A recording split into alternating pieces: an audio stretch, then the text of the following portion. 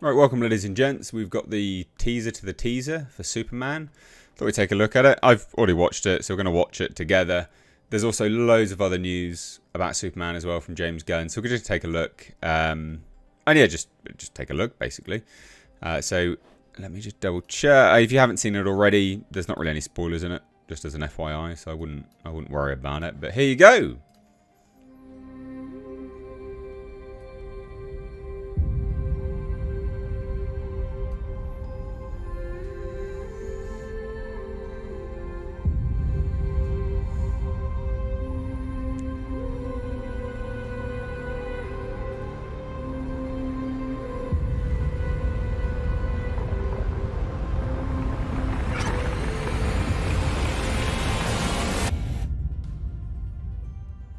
And that's it.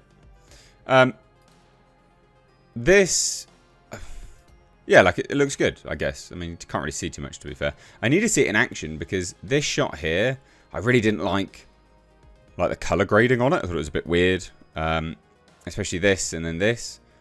I was like, well, what's going on with this? The kind of color grading, you know, like it just looks a bit cheap, to be fair. Like that, it just looked a bit weird and cheap. But it might look better in action, like when we're seeing a bit more. But these kind of things, I don't know. It's just weird. It is a weird color grading choice. You see?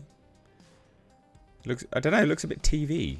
I don't know. I can't put my finger on it. I can't put my finger on what it looks like. But so there's that. And then we've got loads and loads of other stuff. So Superman director James Gunn teases aerial action scenes and reveals how Top Gun Maverick inspired them, which I think is an interesting point to raise, to be fair. So he says, look, I wrote up this big document on action and what our philosophy is of action and how we shoot it and what it is and keeping it alive in the air as well as on the ground. And to be able to shoot stuff in the sky as if we were shooting it. So, you know, CG stuff, basically. Because everything was rougher, like it's in Guardians, like it's in the Suicide Squad. And being able to shoot stuff in the sky like that is really hard. So we took a lot from films like Top Gun Maverick, which we're shooting flying things. We shoot a lot of our action with actual drones flying in and around Superman and the people that he's flying with, the engineer, whoever else that he's fighting up in the air. And we did that on sound stages. We got these really small, crazy drones now. We've got some of the best flyers in the world here who are working with it. And so we use those guys a lot and everything's planned out with me, as it always is. But at the same time, I've gotten even more into finding new stuff on the set and new moments and exploring that stuff, finding magic where it is. So that's nice. It's an interesting approach, you know, to be using loads of drones and things like that. It's just interesting to see how Hollywood develops, I guess.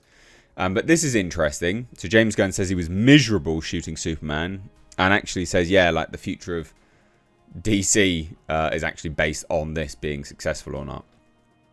So I thought we'd take a look at this. So he spoke to IO9. And James Gunn admitted that making Superman has proven to be something of an overwhelming experience. I'm miserable, he says. Really, I'm miserable. But hopefully it's for the greater good. So according to the site, while there's a plan in place for Supergirl, Woman of Tomorrow, Peacemaker Season 2 and Lanterns, if Superman bombs, well then that's basically it. So he says a lot is riding on Superman. I mean, we're not going to just keep making movies. Okay. So he is literally saying that, yeah, if it bombs, they're done. Interesting approach. I think it's a really interesting approach, to be fair. Yeah, that's quite an admission. Superman, James Gunn spoke about Richard Donner, Zack Snyder influences, and then teases the score's importance, which you've heard a bit of now. So he says, I think that all previous DC media influenced me. I think that obviously the original Donner movie influenced me. But there's a lot of things that this isn't like I'm just making a Donner type movie. It's very different from that.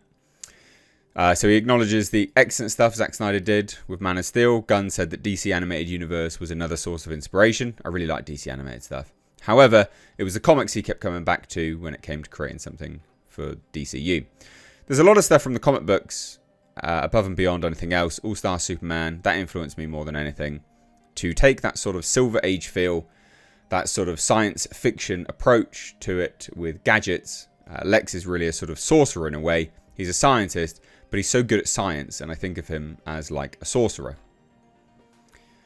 He says there's a nod to Williams, and then also John Murphy's created this incredibly beautiful score. But the thing is, it is a score, it's not a soundtrack, so it's not about the songs.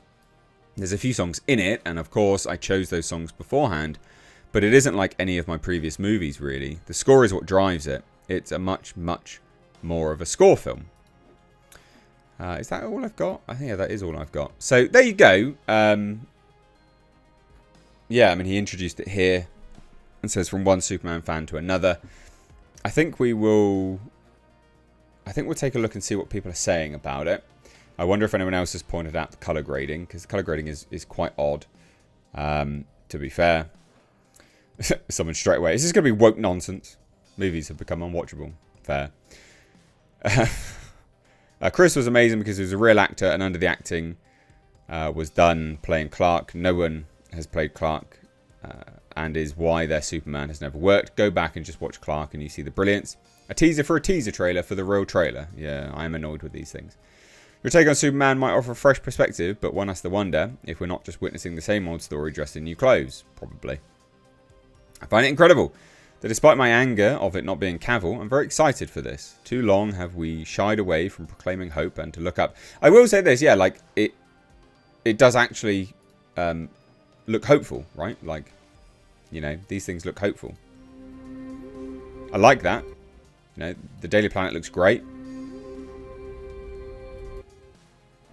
You know, I honestly, I can't get over the colour grading. I just think it's really weird. Anyway, genuinely, I just think it's very, very bizarre. James loves giving us bits at a time. Yeah, apparently so. Damn, a teaser trailer. I was hoping for a full trailer. Yeah, tomorrow. Well, teaser trailer tomorrow.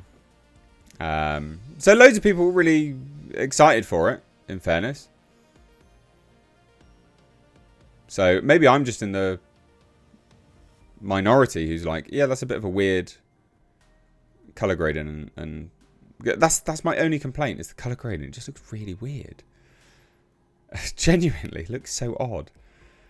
But anyway, look, hey, what do you guys think? I'd love to hear your thoughts. Most people seem very, very excited for this. So, yeah, love to hear your thoughts. Drop it down below. What do you think to his comments as well? That the entirety of the DCU rides on this being a success.